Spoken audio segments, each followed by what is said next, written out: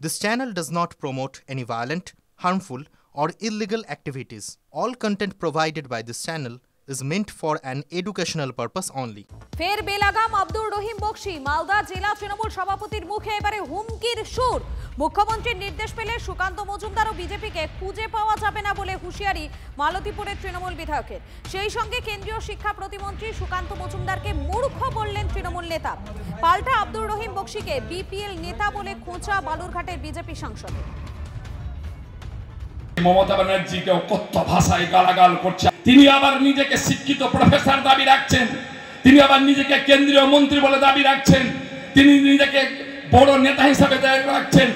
আমি মনে করি এই ধরনের একজন রাজনৈতিক মূর্খ মানুষের বিরুদ্ধে রুখে দাঁড়ানোর জন্য আহ্বান করছি।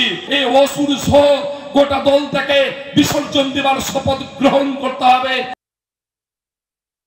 একজন মূর্খ মানুষ, রাজনৈতিক মূর্খ, যে ধরনের কথাবার্তা তিনি বলছেন, তিনি চ্যালেঞ্জ করছেন যে পুলিশকে যদি বন্ধ হয়ে যায় তাহলে দাঁত কপাটি ভেঙে দিব, টিএমসি হাত ভেঙে দিব, পা ভেঙে দিব, এই ধরনের কথাবার্তা তিনি বলার চেষ্টা করছেন।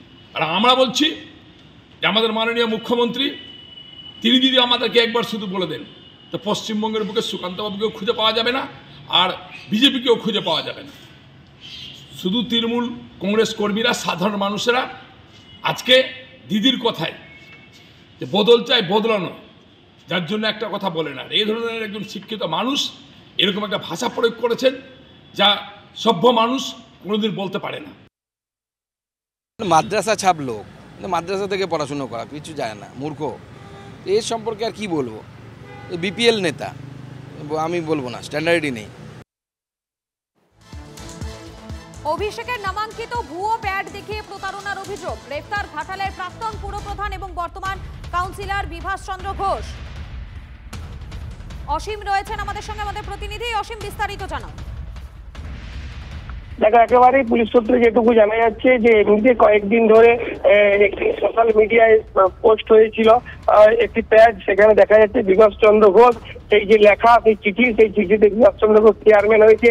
দেখো, তারই পরে যেটা জানা যায়, ঘাটাল থানায় ঘাটালেরই এক ব্যক্তি তিনি অভিযোগ করেন যে প্রাক্তন যে কাউন্সিলর, বর্তমান কাউন্সিলর, প্রাক্তন চেয়ারম্যান বিভাস চন্দ্র ঘোষ, তিনি তার কাছ থেকে প্রতারণা করেছেন।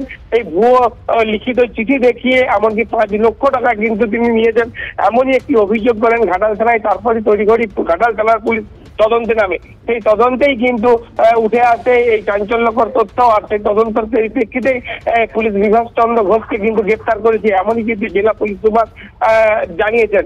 দেখো, ইতিমধ্যে বিভাস চন্দ্র ঘোষকে গ্রেপ্তার করে পুলিশ জিজ্ঞাসাবাদ শুরু করেছে। তবে গ্রেফতার করে পুলিশ জিজ্ঞাসাবাদ করছেন। ধন্যবাদ তোমাকে। আমরা আগেও বলেছি, এখনও বলেছি, তৃণমূল মানে চোর, চোর মানে তৃণমূল। তৃণমূলের যারা নেতৃত্ব দিচ্ছে ম্যাক্সিমাম নেতারা তোলাবাজি, কাটমানিতে মেতে গেছে। অল্প গুটি কয়েক মানুষ যারা স্বচ্ছতার সঙ্গে রয়েছে। তো সেই জন্য আমরা প্রশাসনের কাছে করজোরে আবেদন করব, যারা এই তোলাবাজির সঙ্গে যুক্ত তাদের জন্য কঠোর ব্যবস্থা নেওয়া হয়।